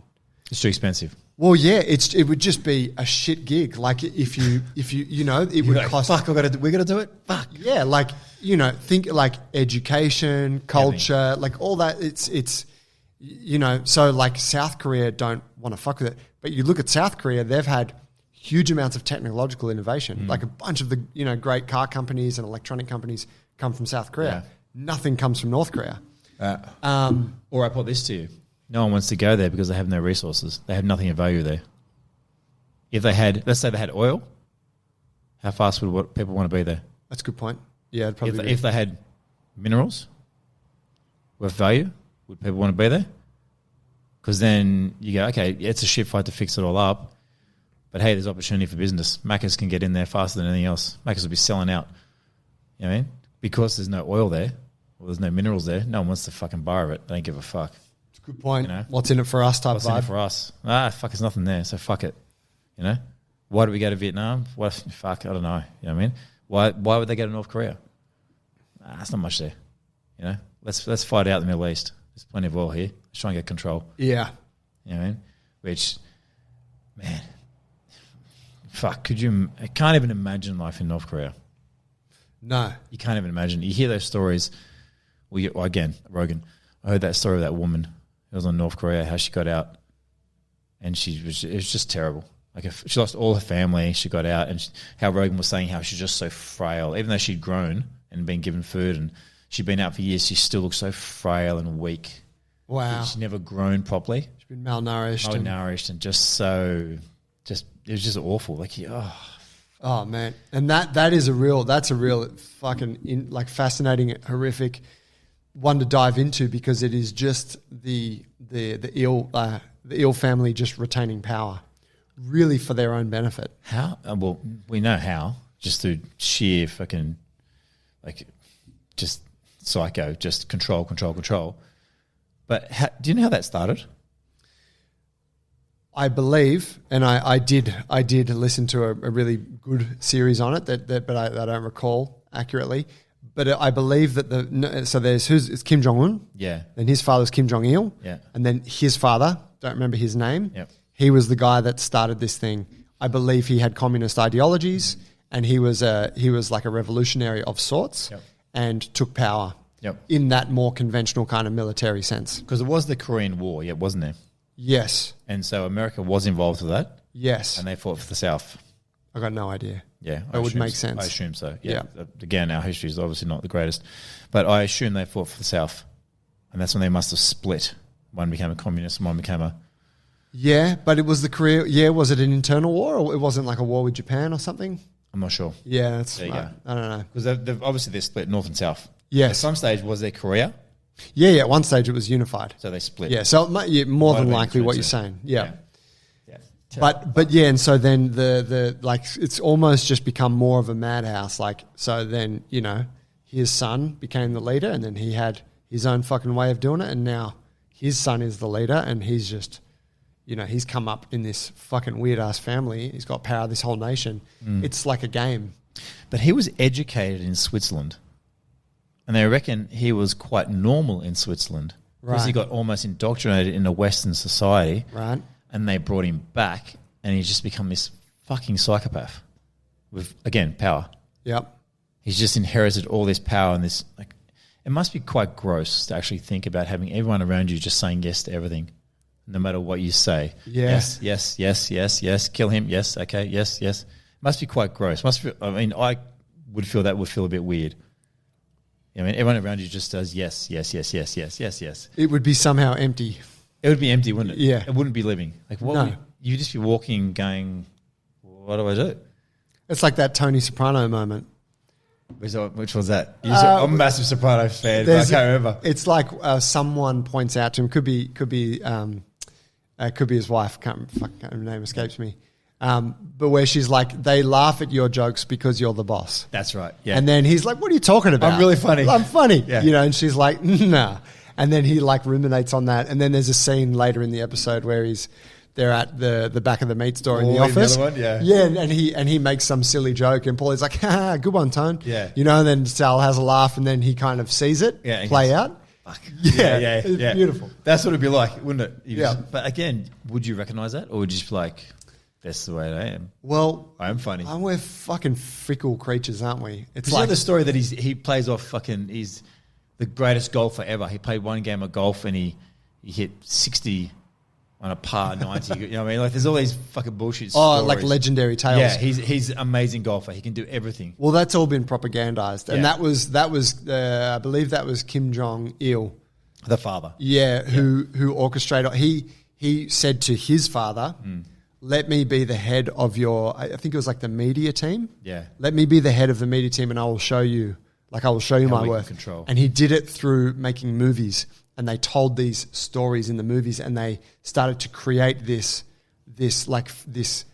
tales of the leader, and that's been carried on. But they had there's a belief that like Kim Jong-il never took a shit because he never ate enough food. Yeah. He only ever ate enough food to sustain him. Yeah. He never ate any more, so he never had to Yeah. defecate.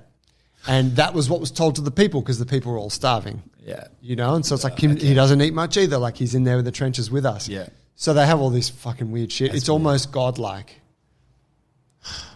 Poor sods, man. Fascinating stuff. I know. But again, controlling it and going back, I keep going back to that echo chamber. You got to be told what you believe, and that's how it is. And what they're told. Do you think in their own minds, they actually go, "This is not right"? Yeah. Or do they believe that okay, this is the only way? I would think so. Because like I said with the Russian, she believes that Putin is good. Do you think that they're... It's so sad, man, to think that they're under the same sky as us, right? Do you think they're there going, I don't think this is right? Well, I think that... Because if you grow up in that and that's all you know. And it's maybe not a question of if it's right. You got to... because most of us are too busy grinding. Yeah. And so your needs then are less... Your needs then are more immediate. Food on the table, roof over the head kind of thing. Yeah. I say most of us humans on this planet. Yeah. And so it's like, I don't have time or energy to think about You the think greater... survival. And whoever's going to get me to that place of survival, if you can help me put more food on the table, great. If you can help my children not, have a high chance of survival, great, kind of thing. I'll slow to view, whatever it takes to survive. It's a privilege of ours. I'm not going to question it. Just It's a privilege of ours to be able to talk about the intricacies of that. Yep. Because we're here on a Friday podcasting. Chilling, I know. Yeah. Having just trained, eaten. Yeah. Yeah, life is pretty easy. But also not to sell it short and be like, well, who are we to talk about? Because it's like, no, it's good to talk about. 100%. But I think that that's probably a part of that whole communist rule and any kind of dictatorship. Almost better to separate it from communism because it's a dictatorship. Where you keep the people hungry and you keep them poor and you keep them uneducated, and then you can make them do whatever you want. Well, that's the thing, isn't it? You create fear. Yeah. People will fall into line. Yeah. And it's like, hey, here's a cup of rice, like keeps them happy kind of thing. Hey, here's some entertainment. Oh, we're so lucky. Thank you very much. Yeah. We're so lucky. Yeah, you're right. We were talking about this earlier, that Alone TV series and how... Let's get on to more brighter topics. Yeah, brighter topics. Yeah. It's dark, man. Yeah, brothers. We haven't even spoken about jiu-jitsu. All right, well, what do you want to talk about? Save that. Go to Alone. Alone. Well, I've been watching this Alone series. I think you've started as well. And it's I find it fascinating that the biggest problem they face is food, and just that they love that chase. They've got to get the food. And then when you see someone catch food or fish, you saw how much they appreciated the food. They're like, thank you, fish. Thank you. Yeah. Thank you. I was like, man, how easy do we have it right now? Deliveroo. There's no appreciation for the food there, though. No. You know what I mean? But when they were catching that food, the first thing they thought about when they woke up is, I need that fish. I hope I catch that fish today. I hope I catch that fish. Yeah. If I get that fish, life is good. And I'm here sitting here. I was laughing with Jen. I'm like, here I am mashing up my avocado. Ooh, I'm doing well. I'm not alone. Just taking a piss out of myself. I'm like, fucking hell, I'm so fucking soft. We had a giggle at the guy who went home the first night. I probably would have been the same, man. If I heard the wolves and the fucking, if the bear was looking at me in the night, I would have been out as well. Fuck. How's the dudes that sleep in the open tents for 2 weeks? No, they don't build the shelter first. They're slowly building their shelter. And it's like an open tent in the middle of nowhere. Dead set. I've only watched the first season. Okay. I've watched one episode of season 2. Yeah. Well, these guys, later series, that slowly build these amazing huts that take time, obviously. But then initially they're just sleeping in this just a bit of tarp above their head. They're not like in super cold environments like they're... Yeah, it's cold. Yeah, right. But I mean, well, it's like 8 degrees at night. Okay. But there's freaking wild boars and there's panthers. Holy shit. And they're just sleeping in these open, they're just chilling. Yeah, I'm pretty comfortable. Got my fire. Credit to you. Credit to you, because I wouldn't be there. Yeah, I mean, it's hard to imagine what that primal fear of like a fierce fucking predatory animal coming after you is like, huh? And then that's that, like that guy on the feet, he's like, he didn't see it. What was it? It was the, A wolf howling or something. The second guy to go was a wolf. He heard Yeah. the wolves. Yeah. But the first guy, that dude, it was the I can't remember what the fucking creature was. Not a coyote. Was it cougars? Cougar. Yeah. That's it. Yeah. Yeah. Yeah, and it's like, I can't imagine a big fucking cat-like thing that weighs 100 kilos that is, just has fangs and claws that will tear you to pieces. Yeah. Being there, I don't even know if he saw it, but he sensed it. And it was just like, he's like, I'm fucking out of here. Like, this is not happening. And you can see why we have a fear of the dark innately built in us, can't you? Oh, yeah. Because back in our ancestors, the dark came, shit's going bad. That's right. That's why when we're kids, you're scared of the dark, you fucking jump into bed. Yeah. You're fucking scared. Yeah. So you see, as soon as dark hit, they're all like, oh, fucking in the tent, in the fire, fucking sounding their horns. They're all scared. Yeah. You can see how that innate fear of dark, where it comes from. Yeah. That dude was like, one night, I'm out. I would have been the same. I wouldn't have been there to start with. You spent any time out like in the wilderness like that? No, I'm a city boy. Yeah. I would like to. I would like to connect with that side of myself, and I think I would like to challenge myself and do that. I'd like to go actually hunting.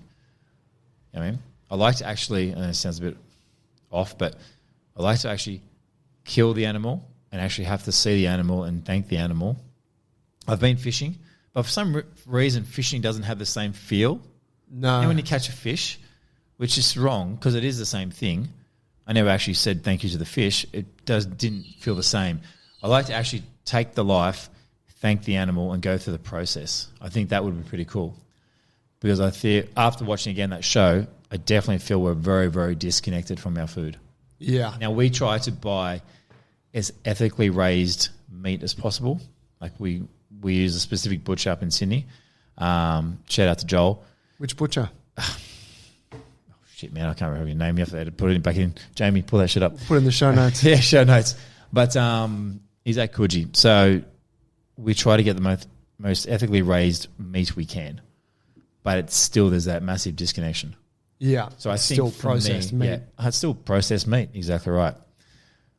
So for me, I would love to eventually go, and I've had invites, and it comes down to time again, spending 2 or 3 nights out there, actually getting the meat, killing the animal, thanking the animal, and going through the whole process of it. I think that'd be a good experience of connection. Have you done that?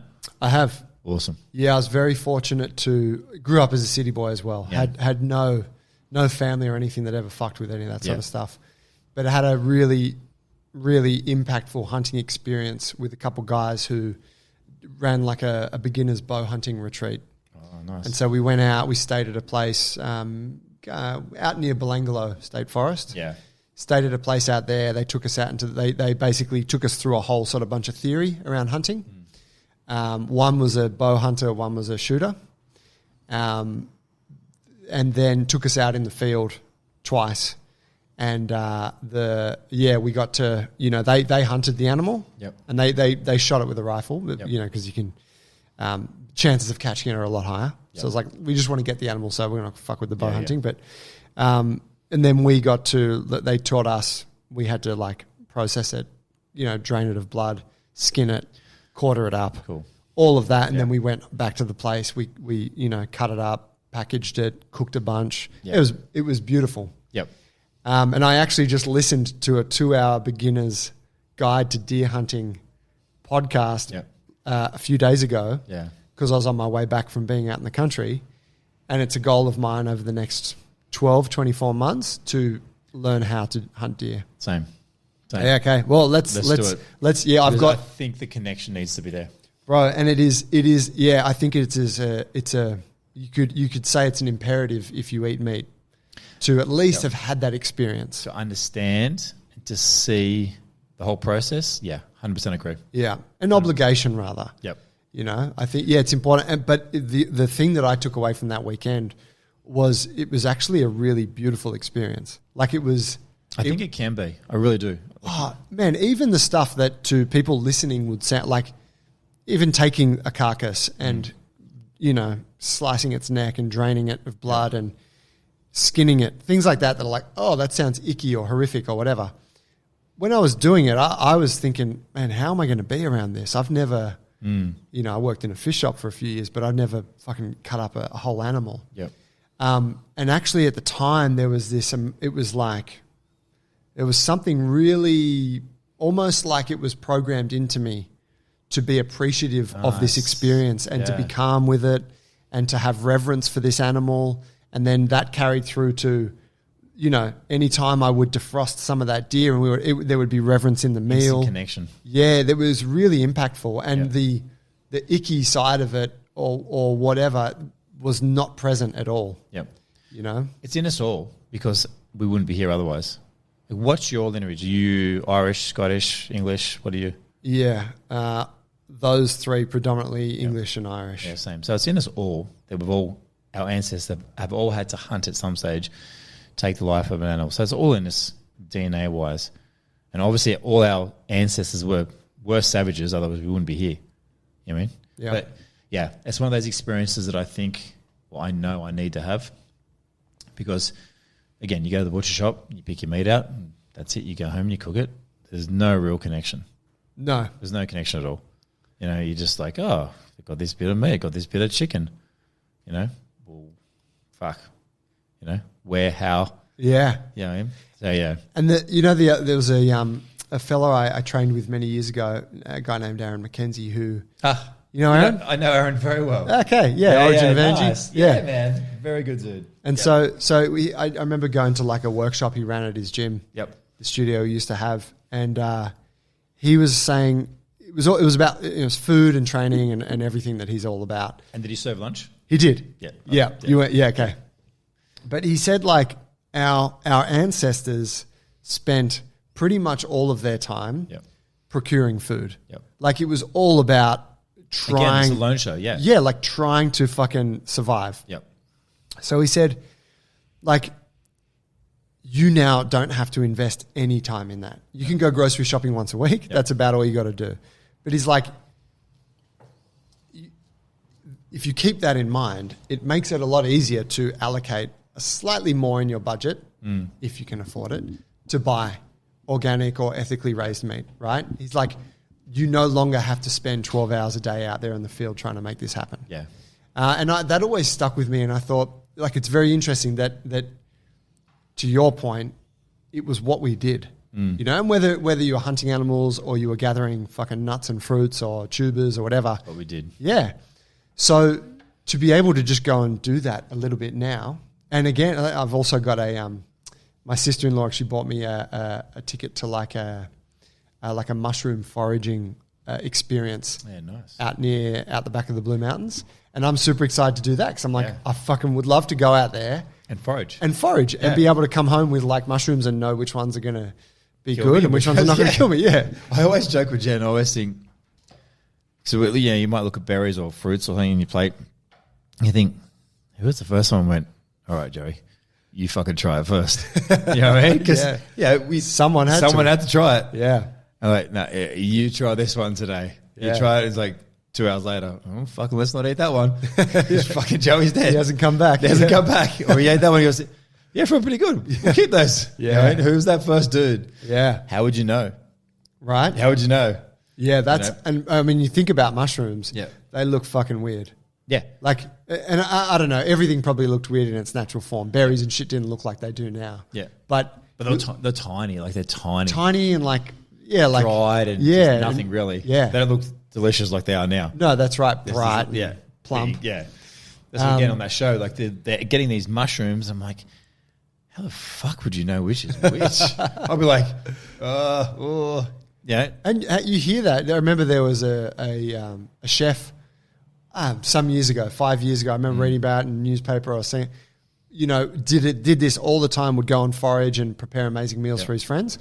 And they were out foraging one time and they brought back these mushrooms and ate and they all died. It was like 5 people and they died and they just fucked it up. They just picked the wrong ones that time. Bad try. Yeah, and you're like, damn, that's what I pressed there. Oh, shit. Just muted myself. Yeah, like that's scary. That's a mistake. Yeah, fuck.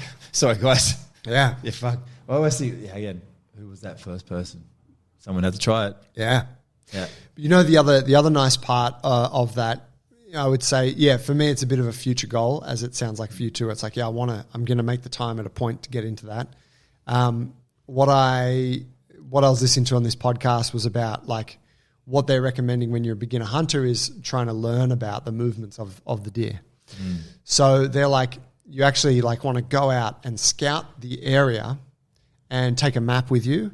And if you have an area that you're going to be going into consistently, spend time there. Yeah. And so I was actually even excited to be. I was putting myself like, oh yeah, I'm going to get my kit and no guns or any of that shit. I don't need weapons yet. Yeah. But just get out there and start to watch and observe and see, the tracks. See where the deer has scrubbed up against a tree. See where they're bedding. See where they're feeding or drinking water. Even that's cool, isn't it? Yeah, and that was actually what I enjoyed most about that experience was being out in the woods at like 3:30 in the morning. Yep. With this perspective of just observing and not talking and walking very slowly and and trying to take in all of the information from connected nature to your environment. Yeah, which is what we tend not to do, right? Yeah. I think that's for me, when I had that experience and when I think about hunting now and I listen to people who are hunting enthusiasts, I think that it's all of that really keeps them like that's what it is. I can see the connection. I can see the joy in that 100%. When you can understand an animal and you can watch it, track it, kill it, hunt it, there's more to it than just, I just killed an animal, 100%. Like what you just explained then, by actually watching the animal, seeing where it brushed up against the tree, that's awesome. Because this is in us. You can just feel it. When you're telling the story, I'm like, oh, man, I'm there. Yeah. I'm there. Sign me up. You know what I mean? Sitting there just watching, listening, being connected to the environment. Yeah, I'm all in. I'm all in for that one. Well, I got a mate. He's been on the show before, Alan Chan. Yeah. He's a hunter, and he took it up. I don't know, probably 4 years ago or something. Like he's pretty recent to it. It's becoming like a bit of a popular thing because I've got a few guys who are doing it as well. It is, huh? Yeah. You'd have to thank Rogan for the bow hunting. Yeah, or just making it something that a lot of dudes are like, I'm going to check this out. Yeah, probably would be Rogan, wouldn't it? I would say. I mean, I don't actually know any other hunters. I don't listen to hunter podcasts. So prior to him talking about hunting and then seeing friends of mine take it up through that influence, I'd never known any kind of hunter. There's no hunting in my sphere of life. Yeah, no, never mind. I know country boys that have hunted at home, but not regularly. But I know now guys that are going out regularly now hunting, I suppose, again, because of Rogan. And they're actually using bows. Yeah, right. So they actually have spent the time. And that's a skill. Well, they're 4 or 5 years deep into it. Right. I mean, so they've invested. Same as what, say we invest in jiu-jitsu. They've done that. That's their thing now. They go home, shoot bows. Right. Bang, shoot bows. Bang, bang, bang, bang. 100 a day. Yeah, okay. They're in. That's their thing. Yeah. Yeah, they go home, hunt, or think about hunting, look what they're going to do, plan their trips. They're fully invested. I can see why. Well, I'll line up a trip with Alan. Yeah, please. That'd be awesome. Yeah, we'll get you on. That'd be couple sick. of city boys out there. Yeah, city slickers. Shivering in the cold. Oh, I want to go home. Yeah. I think it was a cougar, man. No, man, it's just kangaroo. Yeah. Oh, okay. All right. Yeah, we'll see how we go. My wife will be laughing her ass off if she hears this because she'll be like, you fucking won't last the night. Fucking hopeless. Well, you can go home. You go out in the morning and come home. Yeah. All right. We don't have to rough it. We'll do the Bear Grylls one where he goes home, goes to the Hilton, comes back, sits in the same pond. Oh, I've been here all night. Because it's funny because we're watching this show and there I am, fucking my little blanket on, me blue blocking glasses, sitting in my fucking lounge room chair. I'm thinking, you soft fuck. You're fucking soft. Fucking got nothing. Get up, go to your fucking bed. Fucking soft. Temperature control. Yeah, fucking get in the car, drive to work, nice building. Fucking soft. Yeah, anyway. Mate, good spot for us to wrap it up on. Awesome. Can you give a plug to your gym? You're down at Synergy. Yep. Tell us where people can get in touch. Synergy in Wollongong. We're in Kenny Street. We're a boutique gym. Again, located in Synergy. Synergy on the Instagram page. Synergy Jiu-Jitsu Academy is also on the Instagram page. We're a new Jiu-Jitsu Academy in Wollongong. And yeah, on the rise. So you do jiu-jitsu and you also do personal training out of there? Yeah, we've got a multi-level facility. Downstairs, we've got our PT area, and then upstairs, we've got our jiu-jitsu. Awesome. Yeah. Mate, it's a beautiful space. I came through, I don't know, a couple months ago. Yeah. Unbelievable. Well done. Thank you. Thank you for having me. Absolute pleasure. I appreciate the chat. I was going to say it is surprisingly not as easy to just have an open chat on a podcast as you might think. Yeah. Because we just had a very easy conversation. Yeah. At least it was from my end. Same here. It's not an easy thing to come across. So I appreciate it a lot. Mate, I think when you get two people like-minded and you can just have a conversation and you can just riff. Yeah. I think we covered maybe about 15 different or maybe 20 different topics. That's right. It's really an encyclopedia of Roman history, communism, 100%. Dictatorships, psychedelics. It's your one-stop shop. That's what we covered psychedelics as well. Yeah. We didn't talk about anything about jiu-jitsu, but that's okay. Next time. Next time. All right. All good. Legend. Thanks, fam. Catch you next week.